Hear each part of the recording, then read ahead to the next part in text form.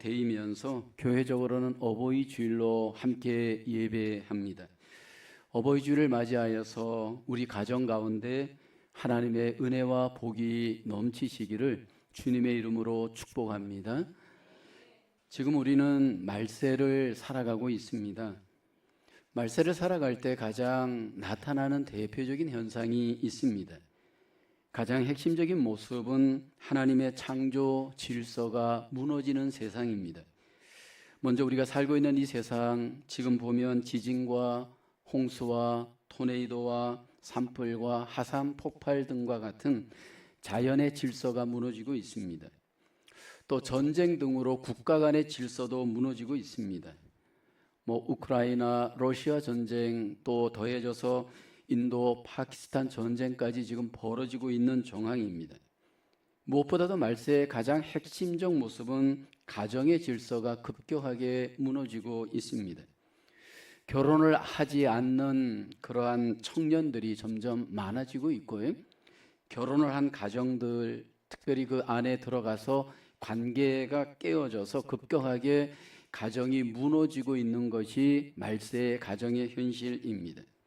그런데 이런 부정적인 이 세상의 모습에 대해서 성경은 이미 예언하고 있습니다.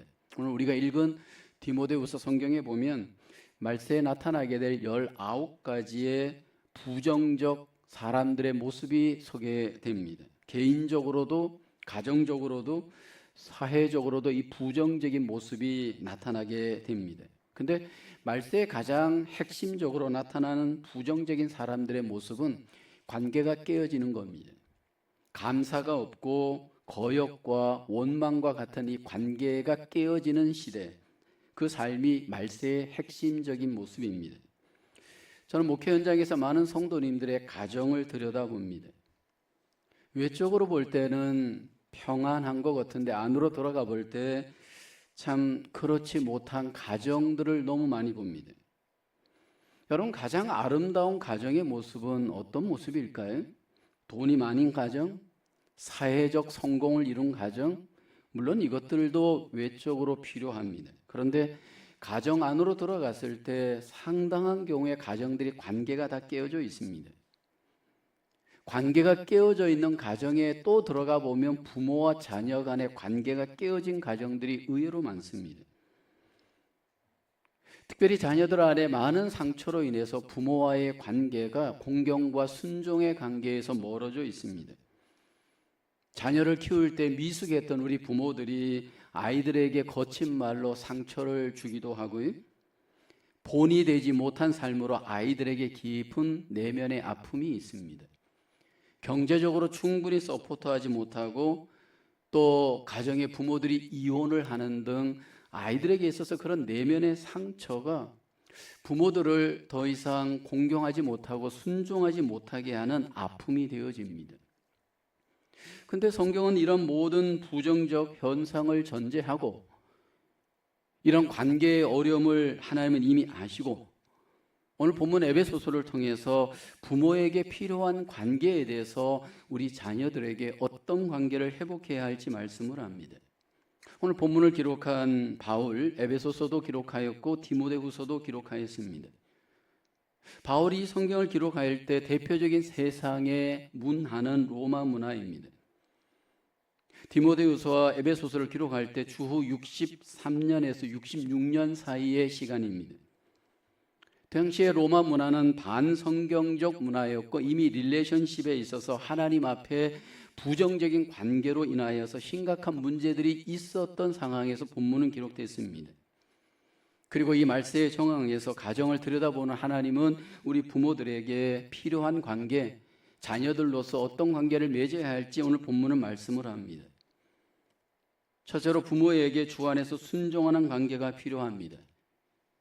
에베소서 6장 1절에 자녀들아 너희 부모를 주 안에서 순종하라 이것이 옳으니라. 하나님은 자녀들에게 부모와의 관계가 순종의 관계가 되길 원합니다. 그리고 그 앞에 주 안에서라고 하는 말을 하는데 주님의 백성이라면 그리스도 안에서 새로운 피조물이라면 의미가 담겨져 있습니다. 그러니까 그리스도인이 되었다면 하나님의 자녀라면 하나님은 내가 주 안에서 부모와의 관계가 순종의 관계가 되길 원합니다. 그 순종의 관계는 부모를 기쁘게 하고 주님을 기쁘시게 하는 일이기 때문입니다. 골로새서 3장 20절 병행구에 보면 자녀들아 모든 일에 부모에게 순종하라. 이는 주 안에서 기쁘게 하는 것이니라. 부모에게 순종하는 일이 결국 부모를 기쁘게 하는 일이고 주님을 기쁘시게 하는 관계이기 때문입니다. 과연 주 안에서 부모에게 순종한다라는 이 순종의 의미는 어떤 의미가 있을까요? 이 순종이라고 하는 단어는 정신적 측면에서, 관계적 측면에서 우리의 내적 자세를 염두에 둔 단어입니다. 부모와의 관계에서 하나님은 우리가 내적 마음의 자세, 내적 릴레이션십에 기본적으로 순종하는 관계의 그런 자세를 원합니다. 이 순종이라고 하는 이 단어의 원어는 들을 준비를 하다, 즉시 귀를 기울이라 의미가 있습니다. 순종은 경청에서 시작이 됩니다. 부모에게 순종하라는 말은 부모의 말을 잘 귀 기울여 듣고 그것을 기쁨으로 받아들이라 의미가 1차적으로 있습니다. 왜 주님께서는 자녀들에게 부모에게 순종을 가장 먼저 명령하셨을까 생각해 보십시오. 하나님이 지으신 우리 인간의 가장 큰 문제가 무엇인지를 주님은 잘 아십니다. 여러분, 인간은 기본적으로 듣는 것을 잘 못하는 존재입니다. 인간은 근본적으로 원 아버지이신 하나님 아버지의 말씀을 듣지 않는 데서부터 인생이 실패했습니다. 그래서 우리의 내면을 들여다보면, 죄성을 들여다보면 아담과 하와 이래로 인간은 잘 듣지 못하는 존재입니다. 완벽한 아버지이신 하나님의 말씀조차도 들으려고 하지 않습니다.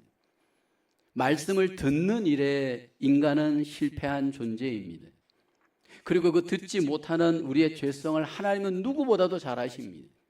여러분, 우리 가정으로 돌아갔을 때 가장 먼저 우리 부모들이 안타까워하는 자녀의 문제를 만약 들으라고 얘기를 한다면 부모의 말을 듣지를 않습니다. 그것이 아무리 옳은 말이라도, 아무리 선한 말이라도, 아무리 좋은 말이라도 여러분, 말을 듣지 않는 것이 인간의 죄성이고 우리 자녀들의 죄성입니다. 가장 지혜로운 사람, 지혜로운 아들은 누구일까요? 성경에서는 우리의 자녀들에게 나타나는 그 지혜로움은 잘 듣는 것으로 성경은 말씀을 합니다. 잠언서에 우리에게 지혜를 말씀을 할 때 가장 먼저 강조하는 것이 잘 들으라는 겁니다. 잠언서 4장 1절에 아들들아 아비의 훈계를 들으며 명철을 얻기에 주의하라 말씀을 합니다. 마음을 열고 귀를 열고 부모의 말을 잘 듣는 것이 효도, 즉 여러분 부모를 잘 관계하는 시작입니다. 그런데 여러분, 미련한 사람, 미련한 자녀들의 우선적인 특징은 남의 말을 듣지 않고 부모의 말을 듣지 않고 심지어는 멸시합니다. 왜 그렇게 세대에 맞지 않는 말을 하십니까, 어머니? 세대 차이가 난다고 부모의 말을 무시하고요. 그리고 자기 뜻과 맞지 않는다고 그 말을 여러분 무시합니다. 근데 반대로 부모를 정말 잘 위하는 관계의 자녀들은 그 말을 잘 듣고 그 말을 기쁘게 여깁니다. 여러분, 관계의 시작은 경청에서 시작이 됩니다. 우리의 삶을 들여다보십시오. 관계가 안 되는 분들은 남의 말을 잘 안 듣습니다. 부모와 자녀와의 관계가 깨어진 가정을 들여다보면 대화가 어렵잖아요. 대화가 필요한 걸 느끼지 않나요? 부모의 말을 잘 듣는 그 자녀들을 보면 내 뜻과 맞지 않아도, 내 뜻과 달라도 부모의 말을 듣고 인정하고 따라가기 시작을 합니다. 물론 그렇다고 해서 우리의 부모가 완전해서 그 말을 듣는 것은 아닙니다. 우리의 부모들이 자식들보다 지식이 모자랄 수 있습니다. 돈이 더 적을 수도 있고요. 신체적으로도 성격적으로도 결핍이 있을 수 있습니다. 결코 부모는 완전하지 않습니다. 하나님이 우리의 부모들을 완전한 부모를 주신 적은 없습니다. 그런데 하나님의 질서 속에 있기 때문에 여러분, 그 부모의 말을 먼저 듣고 그 부모의 말을 순종하는 것이 자녀입니다. 구약의 창세기에 보면 이삭이 아버지 아브라함에게 순종하는 모습이 소개됩니다. 오늘날 아버지가 아들 이삭에게 함께 모리아산에 가서 제사를 드리자 제의합니다. 이삭은 순종하여 아버지를 따라갑니다. 근데 제사를 드리러 가는데 이삭이 보니까 제물이 보이지를 않습니다. 궁금증을 갖고 아버지에게 질문합니다. 창세기 22장 7절을 보게 되면 이삭이 그 아버지 아브라함에게 말하여 이르되 내 아버지여 하니 그가 이르되 내 아들아 내가 여기 있노라. 이삭이 이르되 불과 나무는 있거니와 번제할 어린 양은 어디 있나이까? 그때 아브라함이 이삭에게 말을 하죠. 내 아들아 번제할 어린 양은 하나님이 자기를 위하여 친히 준비하시리라. 어린 이삭에게 이 말이 이해가 됐을까요? 이삭은 그냥 순종합니다. 마침내 모리아산에 이르고 제단에 이르렀을 때 갑자기 아버지가 아들 이삭을 결박을 하여서 제단 나무 위에 놓았습니다. 그때 이 아브라함의 나이가 최소한 100살 이상, 110살 이상, 115세 정도 될 수 있습니다. 근데 여러분, 그때 아들 이삭이 아버지 나 싫어요, 나 못해요, 그 결박을 끊고 달아나 버리질 않았습니다. 만약 여러분 달아났다면 그 늙은 아버지 아브라함이 이삭을 쫓아가서 잡을 수 있었을까요? 그 사춘기 정도의 나이에 있는 그 어린 소년이 힘을 쓰면서 완강하게 반대하고 저항하고 만약 달아났다면 아마도 여러분 제사를 드릴 수 없었을 겁니다. 그런데 아들 이삭은 순종합니다. 그 과정 속에 성경에 소개되지 않았지만 아버지 아브라함이 아들에게 하나님의 뜻을 아마 설명하는 시간이 분명히 있었을 겁니다. 근데 여러분 아버지가 갑자기 아들아 제물은 바로 너야, 하나님이 너를 제물로 드리라고 했어 라고 전했을 때 여러분 어린 아들의 입장에서 그게 받아들일 수 있는 뜻일까요? 근데 이삭은 그냥 받아들이죠. 그리고 순종하죠. 그리고 하나님 앞에 자기를 드립니다. 이게 순종입니다. 예수님께서 이 땅에서 우리에게 순종의 본을 보일 때 공생애 뿐만 아니라 우리가 똑같은 인간의 몸을 입고 가정 속에 먼저 사시면서 부모에게 순종하는 본을 보이시잖아요. 여러분 공생애 전 30살까지 예수님은 우리보다 분명히 더 지혜로우셨고 더 완전하셨던 것이 분명합니다. 누가복음 2장에 보면 예수님께서 그 부모와 함께 유월절을 맞아서 예루살렘에 올라갑니다. 절기를 지키고 내려가는데 갑자기 그 부모님들이 볼 때 예수님이 보이지를 않습니다. 그래서 급하게 다시 예루살렘에 올라가서 성전을 갔더니 예수님이 그 성전에서 함께 듣기도 하고 묻기도 하면서 계셨습니다. 부모가 놀라서 예수님에게 말하죠. 아야 어찌하여 우리에게 이렇게 하였느냐, 우리가 너를 근심하여서 너를 찾았노라 라고 말을 합니다. 그때 주님께서 어찌하여 나를 찾으셨나이까? 내가 내 아버지 집에 있어야 할 줄을 알지 못하셨습니까? 어린 예수님이 이렇게 말을 합니다. 근데 그 말이 여러분 굉장히 지혜로운 말이었습니다. 누가복음 2장 51절에 보면 이제 예수님이 내려가서 이제 예수님께 순종할 때 그 어머니는 이 모든 말을 마음에 두니라 말씀을 합니다. 우리와 똑같은 성경을 입었지만 어린 예수님 분명히 지혜로웠습니다. 심지어는 그 부모보다 더 지혜로운 모습이 있었던 것이 분명합니다. 근데 예수님께서 그 순종할 때 이 모든 자기 것을 내려놓고 순종하잖아요. 왜일까요? 하나님의 질서이기 때문입니다.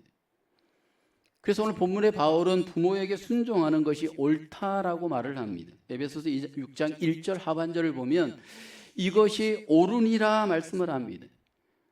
다른 이야기를 하면 이것이 의로운 일이다라는 겁니다. 이것이 선한 일이다라는 겁니다. 왜요? 이것은 영적인 질서를 떠나서 창조의 질서이기 때문입니다.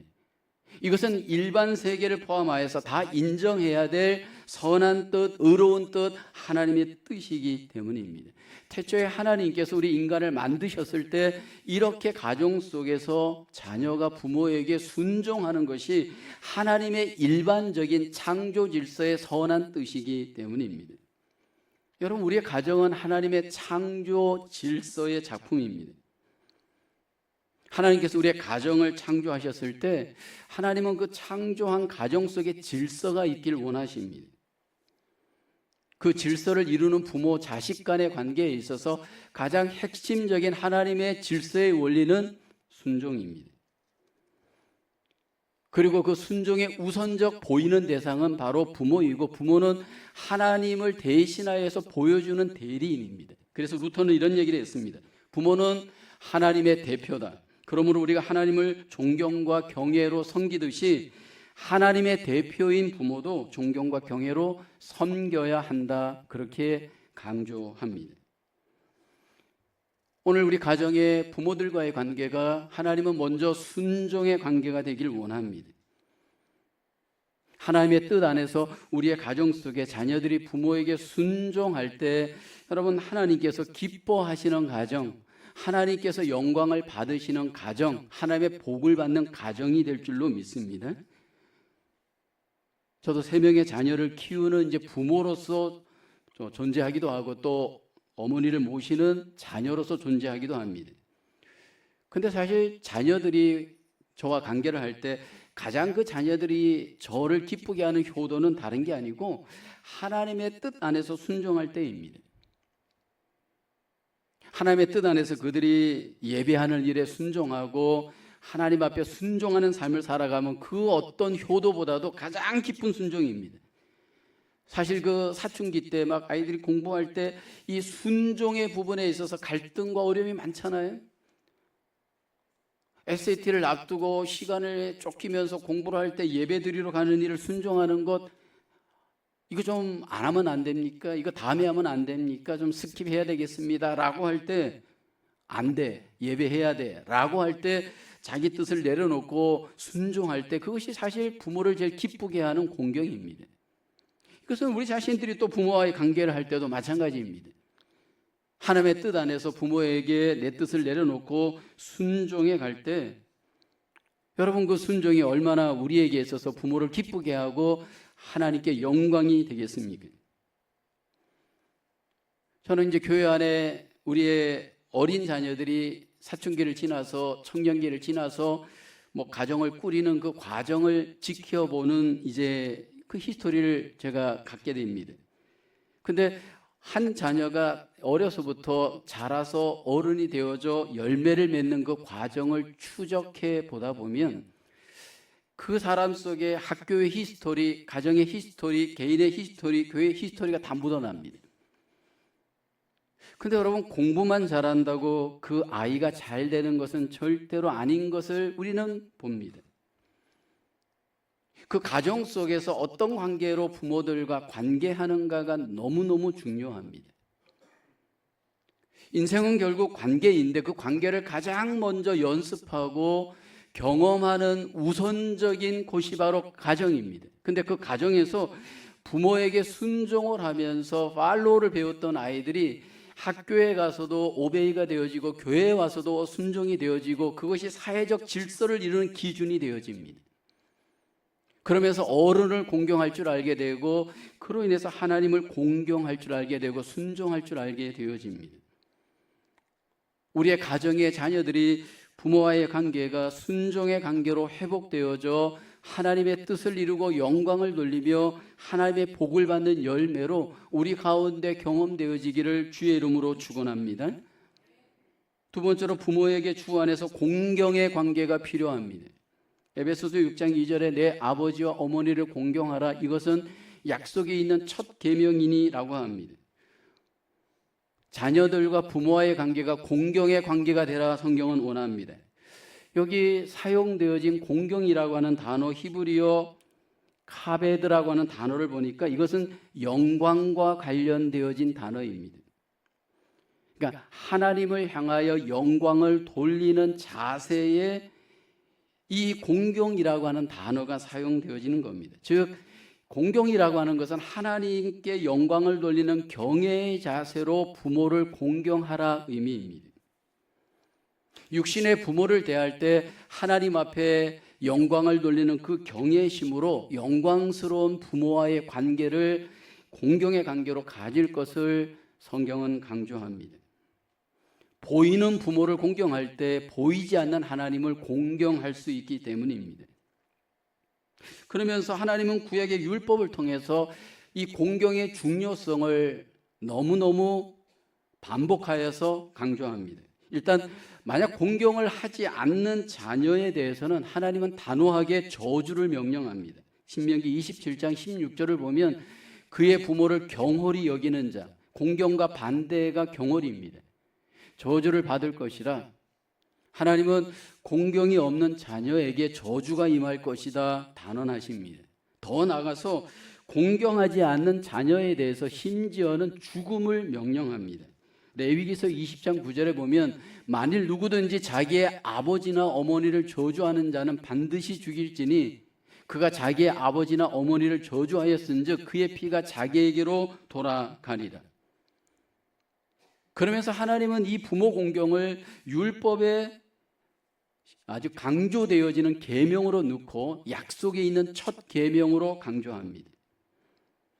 여러분, 우리가 잘 아는 십계명은 율법의 가장 핵심되어지는 하나님의 뜻 계명입니다.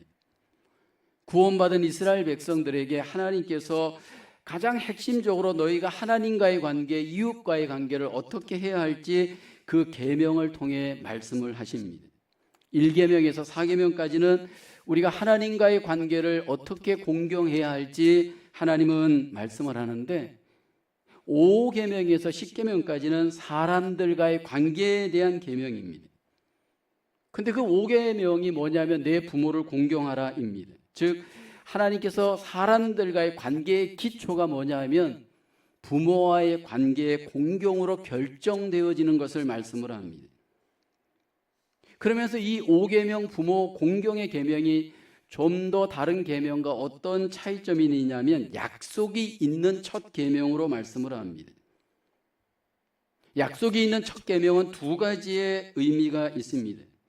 이 약속은 축복의 약속이 있는 계명이 제5계명입니다. 다른 계명은 축복의 약속이 없습니다. 땅에 축복의 약속이 있는 유일한 계명이 제5계명 부모 공경의 계명입니다. 그리고 이 계명은 두 번째로 약속이 있는 계명뿐만 아니라 첫 계명으로 나옵니다. 사람들과의 관계에서 지켜야 될 첫 번째 계명이기 때문에 그 약속이 있는 계명으로 말씀을 하고 있습니다.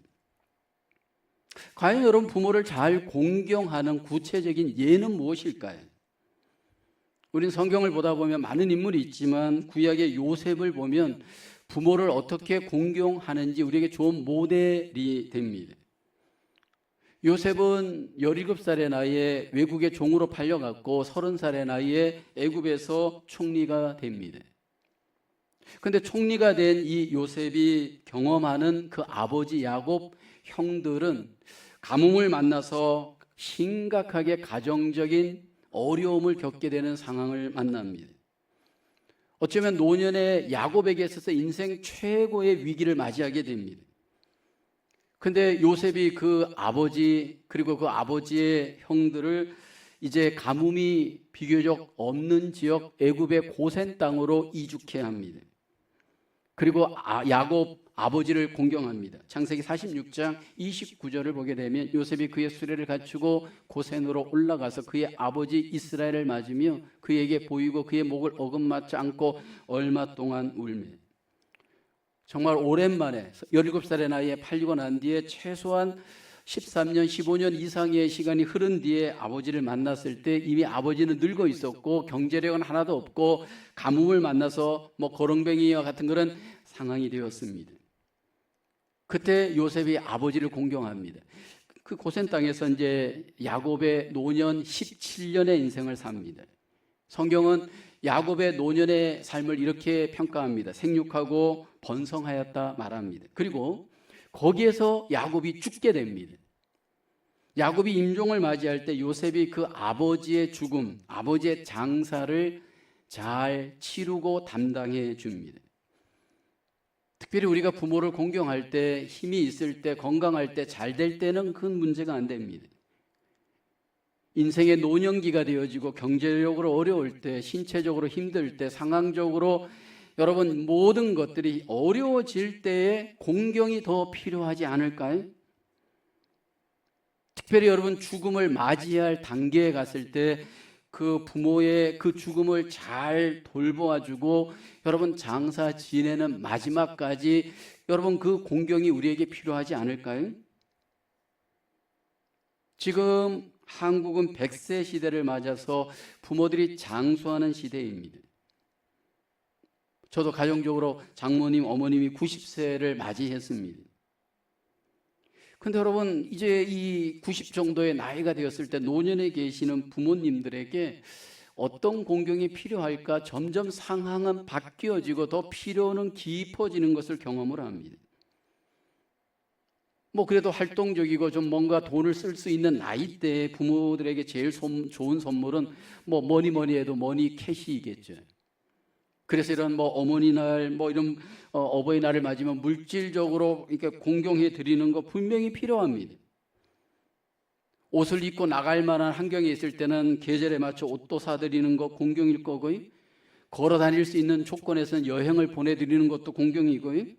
또 뭔가를 느낄 수 있는 나이에 때 좋은 전자제품을 사드리는 것도 공경입니다. 뭔가 이렇게 영양제도 사드리고 건강한 이렇게 도움이 되는 기계 사드리면 도움이 되겠죠. 또 어떤 사소한 거지만 항상 전화로 안부를 묻고 음식을 챙겨드리고 간식을 챙겨드리고 라이드를 해주고 이러한 사소한 일상도 공경이겠죠. 신체적으로 물질적으로 이렇게 잘 해드리는 거 분명히 공경입니다. 근데 여러분 노년기에 가장 겪는 어려움이 뭘까요? 우리 교회도 소망부가 계셔서 잘 알지만 여러분 정서적 어려움인 이 외로움이 이 노년기에 가장 어려운 삶의 연속이 아닐까요? 근데 여러분 이렇게 정서적으로 외롭고 힘들 때 가장 여러분 바람직한 효도 공경이 뭘까요? 함께 해주는 것 아닐까요? 시간을 내어서 나이가 드신 부모님 뭔가 이렇게 함께 해준다면 여러분 그 시간은 최고의 효도의 시간, 공경의 시간이 아닐까요? 물론 좋은 선물, 좋은 밥 사드리는 거 의미가 있지만 그것도 누구랑 먹느냐, 누구랑 여러분 그 시간을 갖느냐가 더 의미가 있는 거 아닌가요? 돈만 딸랑 보내고 그냥 혼자서 나가서 사 먹는 음식, 혼자 하는 그 시간들이 즐거울까요? 함께 음식을 먹고 함께 대화를 하고 함께 마음을 나누고 함께 교제하면서 그 정서적 유대감을 나타낼 때 제일 효도가 아닐까요? 너무나도 물질에 익숙하여서 물질로 그냥 캐시를 보낸 것으로 우리의 효도가 다한 것이라고 할 수 있을까요? 하나님 안에서 우리에게 주신 은혜, 우리에게 주신 하나님의 그 복을 부모님들과 함께 마음을 나누면서 정서를 나누면서 공감해 주면서 여러분 함께 하는 것 이상으로 좋은 효도가 어디 있을까요? 그 가운데 같이 밥을 먹고 대화를 하고 교제를 한다면 아마 그 마음속에 저는 힐링이 될 것이라고 생각을 합니다. 오늘 우리가 어버이 주를 맞이하면서 부모 공경이 곧 하나님께 영광이 될 뿐만 아니라 우리 가정에 하나님의 영광이 나타나는 기회가 되고 축복이 되는 줄로 믿습니다. 부모 공경을 통해서 우리 가정 속에 하나님의 은혜와 복이 넘치시기를 주의 이름으로 축원합니다. 세 번째로 부모에게 땅에서 잘 되는 복의 관계를 가져야 합니다. 오늘 에베소서 6장 3절에 보면 이는 내가 잘 되고 땅에서 장수하리라. 부모 공경이 축복의 관계가 되어줄 수 있음을, 부모와 축복의 관계가 될 수 있음을 성경은 약속합니다. 일단 잘 되고 땅에서 장수한다 하나님은 약속을 하십니다.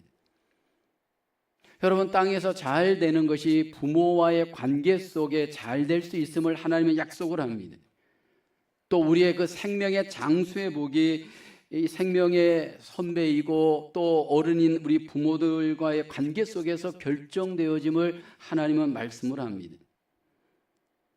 이렇게 언약의 말씀을 하나님께서 하시는 것은 땅의 주관자가 하나님이시기 때문입니다. 우리의 삶과 우리의 복의 주관자가 하나님이시기 때문입니다. 여러분 우리가 하나님의 백성으로서 이 땅에서 살아갈 때 하나님께서 우리에게 언약을 주시는 이유는 우리가 잘 되길 하나님은 원합니다. 땅에서도 잘 되고 하늘에서도 잘 되기를 하나님은 우리에게 원하심으로 언약의 약속의 말씀을 우리에게 주십니다. 근데 그 하나님이 우리에게 주신 그 언약을 보다 보면 하나님께서 우리에게 무조건적으로 은혜와 복을 주시는 무조건적인 복도 있습니다. 그것은 구원의 복입니다.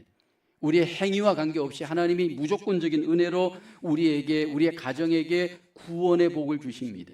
근데 여러분, 땅의 복은 하나님이 조건적입니다.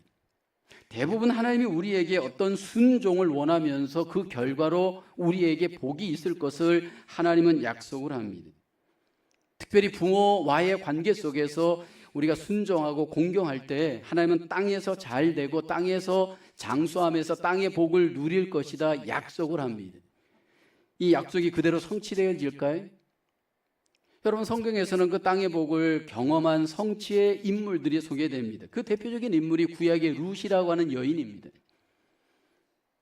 우리가 잘 알고 있듯이 룻은 모압 여인이었고 사실 하나님은 몰랐던 여인입니다. 그런데 그 나오미 시어머니를 그가 이제 공경하게 되고 순종하게 되어집니다. 남편도 죽고 가족들이 다 떠난 정황에서 어머니를 따라서 유대 땅으로 오고 베들레헴으로 그는 돌아옵니다. 그리고 밭에서 이삭을 주우면서 어머니를 공경하고 복양하지. 그때 하나님께서 이 룻에게 인생의 놀라운 복의 기회를 줍니다. 그 밭의 주인이었던 보아스를 만나게 하고 결국은 하나님이 주신 복을 누리게 합니다. 그리고 이 룻은 예수님의 조상이 되어지게끔 하나님이 축복을 합니다. 이게 결국 우연일까요? 성경에서는 삶의 우연이라고 하는 것은 없습니다. 하나님의 언약 속에 모든 것이 섭리 속에 이루어지는 것임을 보여주고 결국 룻을 통해서 우리에게 그 복을 경험케 합니다. 여러분, 우리가 인생을 살면서 살면 살수록 경험하는 것이 하나님의 말씀은 진리이고요. 그 말씀을 우리가 순종할 때 그 말씀은 반드시 열매를 맺을 수가 있습니다. 하나님, 우리가 뿌린 대로 거둔다 하시고 거둘 때 하나님께서 약속의 하나님이신 것을 우리에게 증거하죠. 갈라디아서 6장 7절에 보면 사람이 무엇으로 심든지 그대로 거두리라.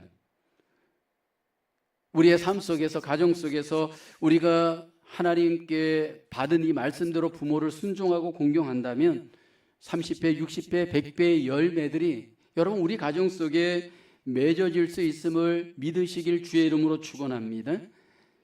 여러분, 가정의 가계도는요 절대로 우연히 이루어지질 않습니다. 그 위에 할아버지 또 그 아버지 그 자녀들 이 가정의 가계도가요 하나님 안에서 순종을 통해서 공경을 통해서 우리가 순종해 가다 보면 하나님께서 그 가계도 속에 열매를 맺게 합니다. 근데 종종 보면 우리 가정의 자녀들 중에 부모를 무시하고 공경하지 않고 대적하고 거역하는 자녀들이 의외로 많습니다. 성경에서도 보여주잖아요. 다윗의 아들 압살롬의 이야기를 여러분 기억하실 겁니다. 여러분, 이 압살롬이 아버지 다윗을 대적하고 거역합니다. 사무엘하 15장 1절에 보면 그의 압살롬이 자기를 위하여 병거와 말들을 준비하고 호위병 50명을 그 앞에 세우니라. 자기를 위하여. 그러니까 아버지의 권위를 인정하지 않고 자기가 왕이 되기 위해서 여러분 아버지를 대적하고 거역하고 쿠데타를 일으킵니다. 근데 이 압살롬이 누구입니까? 외모가 너무너무 잘생긴 아들이었습니다. 그러니까 우리 가정 속에 참 위험한 자녀가 누구냐면 멋지고 잘난 자녀들입니다. 그러니까 이 부모가 보이는 게 없는 거예요. 그래서 대적하고 거역을 합니다. 근데 어떻게 됩니까? 하나님께서 결국은 아버지를 대적했던 이 압살롬 결국은 하나님이 패망케 합니다.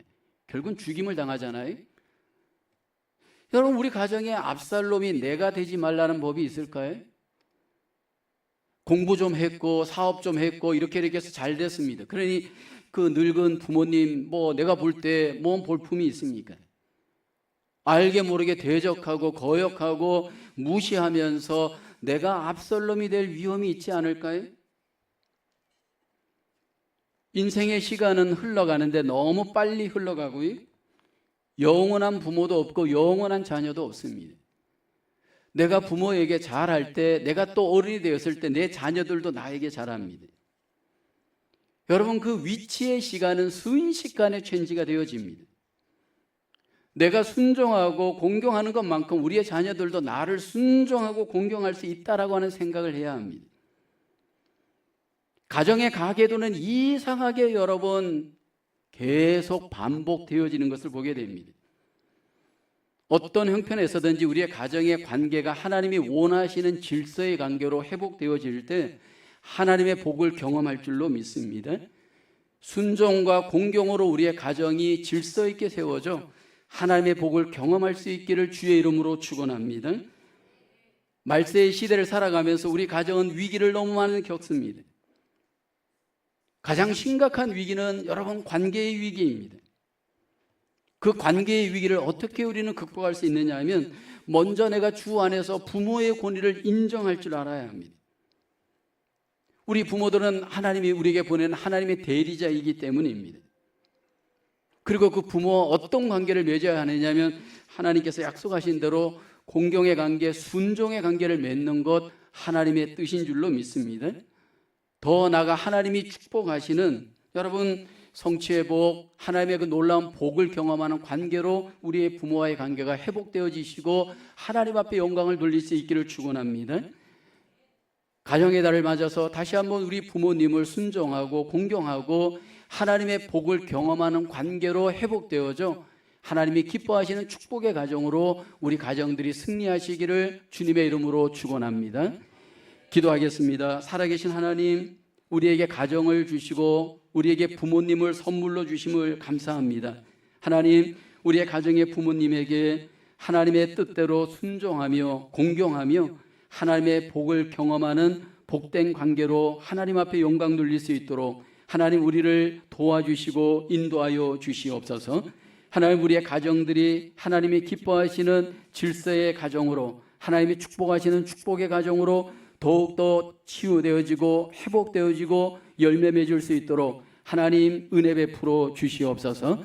이 가정의 달을 맞이해서 다시 한번 우리의 자녀들과의 관계가 하나님 아버지 회복되게 도와주시고 부모와의 관계가 회복되어져 하나님이 기뻐하시는 축복으로 영광 돌릴 수 있도록 함께해 주시기를 소원하오며 예수님의 이름으로 기도하옵나이다. 아멘.